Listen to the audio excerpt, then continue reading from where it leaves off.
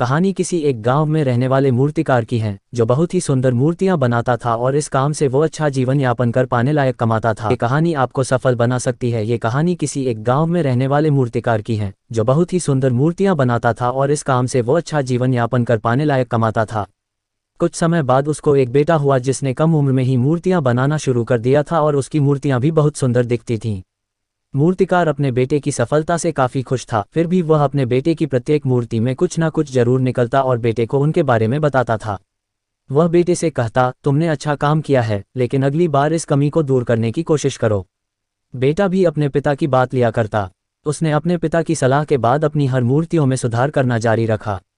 नतीजतन बेटे की मूर्तियां दिन प्रतिदिन पिता की मूर्तियों से बेहतर होती गईं और एक समय ऐसा भी आया जब लोग बेटे की मूर्तियों को पिता की मूर्तियों के तुलना में ऊंचे दामों पर खरीदने लगे, जबकि पिता की मूर्तियां पहले की तरह ही बिकती रहीं।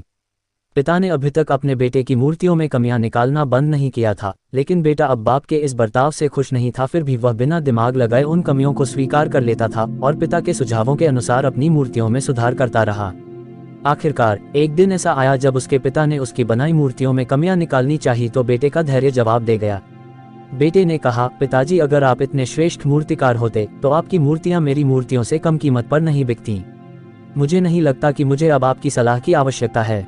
मेरी मूर्तियां परफेक्ट हैं। बाप ने यह सुनकर अपने बेटे को सलाह देना बंद कर दिया। कुछ महीने बीत गए। बेटा खुश था, लेकिन फिर उसे एहसास हुआ कि उसकी मूर्तियों की अब उतनी तारीफ नहीं की जाती जितनी पहले की जाती थी और अब उसकी मूर्तियों की कीमतें भी बढ़ना बंद हो गई हैं। पहले तो उसे कुछ समझ नहीं आया, लेकिन फिर वह अपने पिता के पास गया और उनसे मदद करने को कहा। पिता ने बड़े शांति से बेटे की बात सुनी, जैसे उन्हें पहले से ही पता था कि ऐसा दिन आएगा। बाप का चेहरा पर बेटे ने भी यह महसूस किया और पूछा, क्या आप पहले से जानते थे कि ऐसा कुछ होने वाला था? पिता ने उत्तर दिया, हाँ, मैं भी कभी इन परिस्थितियों से गुजर चुका हूँ। बेटे ने कहा, फिर आपको मुझे ये तभी बता देना चाहिए था।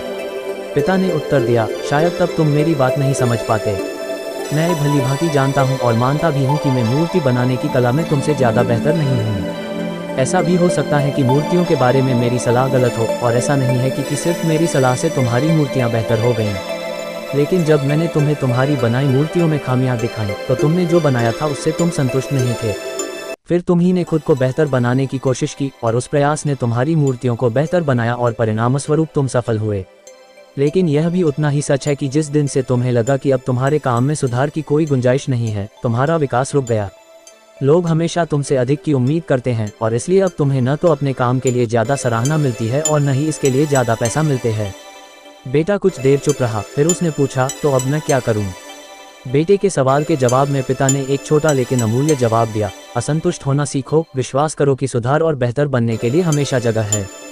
यह एक बात तुम्हें भविष्य में निरंतर प्रगति करने के लिए हमेशा प्रेरित करेगी और हमेशा सुधार करती रहेगी, तुम्हें पहले से ज़्यादा बेहतर बनाती रहेगी।